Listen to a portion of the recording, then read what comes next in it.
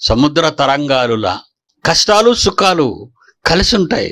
ఆ కష్ట సుఖాలు అనేవి మానవ జీవితంలో తెలియకపోతే చావు గురించి ఆలోచిస్తే ఎప్పుడు చస్తామో అని భయాందోళనతో మీరు ఉండిపోతారని దేవుడు ఏం చేశాడంటే కష్ట సుఖాలను మానవ జీవితంలో ప్రవేశపెట్టాడు. అది యేసుక్రీస్తు అయినా కావచ్చు, అపోస్తులైనా కావచ్చు, ఒకనాటి యోసేపు అయినా కావచ్చు. కష్టాలు అనుభవించాలి క్రైస్తవుడు. అనుభవించకపోతే క్రైస్తవుడు కాదు. యెరూషలేములో ఉన్న ప్రారంభ సంఘంలో ఉన్న అపోస్తులకి సహోదరులకే కాదు కష్టాలు. పేతురు రాసిన మొదటి పత్రిక 5వ అధ్యాయం 9వ వచనం, లోకమందున మీ సహోదరులందరి యందు ఈ విధమైన శ్రమలే నెరవేరుచున్నవని ఎరిగి, నాకే కష్టాలు లేవండి, నాకే శ్రమలు లేవండి, నాకే బాధలు లేవంటే నువ్వు క్రైస్తవుడు కాదు. పేతురు గారు రాసినటువంటి పత్రిక మొదటి పత్రికలో 4వ అధ్యాయం 12వ వచనం నుంచి చదవండి. ప్రియులారా, మిమ్మును శోధించుటకు మీకు ఎందుకు కలుగుతున్నాయంటే మీకు పరీక్ష పెట్టాను. ఆ పరీక్షకు మిమ్మల్ని శ్రమల పాలు చేయటానికి సాతానుకు అధికారం ఇచ్చాను. నిప్పులాంటి కష్టాలు నీ కళ్ళకు కనబడాలి, నీవు శరీరంతో అనుభవించాలి. ఏమంటున్నాడు? మిమ్మును శోధించుటకు మీకు కలుగుచున్న అగ్ని వంటి మహాశ్రమలు, అలాంటి కష్టాలు మీరు వచ్చారా? క్రైస్తవులు ఏంటంటే చాలా హ్యాపీగా ఉన్నట్టుంటారు ఎప్పుడూను.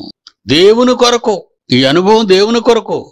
నీ పిల్లలు నేరం చేయటం వలన జైలు పాలవుతున్నారు అనేది అది కాదు. ఇది దేవుని కోసం శ్రమలు అనుభవిస్తున్నారా?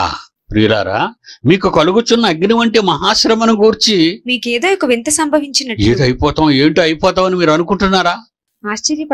ఆశ్చర్యపడకండి. క్రీస్తు మహిమ బయలుపరచబడినప్పుడు నీలో యేసుక్రీస్తు బయలుపరచబడాలి. ఆయన చావు వరకు ఎలా సహించుకొని కన్న తండ్రి ఇష్టాన్ని భూమి మీద నెరవేర్చటానికి నిలబడగలిగాడో, మనలాంటి శరీరాన్ని కలిగిన వాడే, ఆకలి దప్పులు కలిగిన వాడే, గాయం అయితే రక్తం కార్చిన వాడే, మనకెన్ని బాధలు శరీరంలో మానవ ఆకారానికి ఉన్నాయి, అన్ని బాధలు యేసుక్రీస్తు శరీరంలో ఉన్నాయి. అన్ని అనుభవించాడు. నా కొడుకు కదా, ఇతను స్పెషల్గా చూద్దామని తండ్రి అనుకోలేదు. మన పరలోకపు తండ్రి మనకందరికీ ఎలాంటి శ్రమలు, అలాంటి శ్రమలే యేసుక్రీస్తు కూడా అనుభవించాడు. అవమానాలు, నిందలు, ఈ రోజు వరకు ఆయన మీద కళంకమే తెస్తున్నారు అందరూ. క్రీస్తు మహిమ క్రైస్తవులను చెప్పుకునే మీలో బయటకు రావాలి. వస్తే మీరు మహానందముతో సంతోషించు నిమిత్తము క్రీస్తు శ్రమలలో మీరు పాలివారై ఉన్నంతగా సంతోషించుడి. మీరు పాలివారు. అమ్మా, నేను క్రీస్తు శ్రమల్లో, అమ్మో అన్నయ్య పడినట్టు నేను కూడా పడుతున్నాను, ఎంత సంతోషం అని నువ్వు ఆనందించమన్నాడు అప్పుడు నిన్ను. మరి యేసుక్రీస్తు నీలో మహింపరచబడాలిగా, యేసుక్రీస్తు నీలో కనిపించాలిగా లోకానికి.